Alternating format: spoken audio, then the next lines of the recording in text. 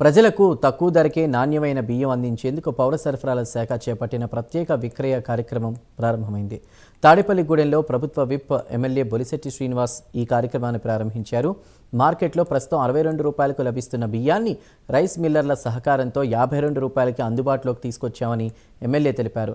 రాష్ట్ర వ్యాప్తంగా ప్రజలకు నాణ్యమైన బియ్యం తక్కువ ధరకు అందించాలనే లక్ష్యంతో 500 రైస్ మిల్లర్ల వద్ద ప్రత్యేక విక్రయ కేంద్రాలు, 115 రైతు బజార్లలో బియ్యం కౌంటర్లు ఏర్పాటు చేసినట్లు వెల్లడించారు.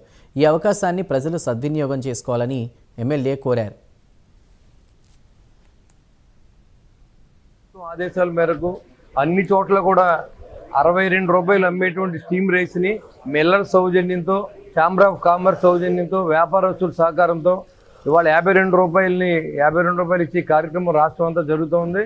గౌరవ ఉప ముఖ్యమంత్రి పవన్ కళ్యాణ్ గారు, అదేవిధంగా ముఖ్యమంత్రి గారు నారా చంద్రబాబు నాయుడు గారు, నాదెండ్ల మనోహర్ గారు, వీళ్ళందరి నేతృత్వంలో, అచ్చెన్నాయుడు గారు, వీళ్ళందరి నేతృత్వంలో పేద ప్రజలను ఎలా ఆదుకోవాలి ప్రతినిత్యం ఆలోచించేటువంటి మన ముఖ్యమంత్రికి ఆదేశాల మేరకు ఇవాళ తాడేపల్లి రైస్ మిల్లర్స్ అసోసియేషన్లో 52 రూపాయలకి 10 రూపాయల నష్టాన్ని మిల్లర్స్ భరించి ఇవాళ 52 రూపాయలకి అమ్ముతున్న విషయాన్ని ప్రజలందరికీ తెలియజేస్తారు.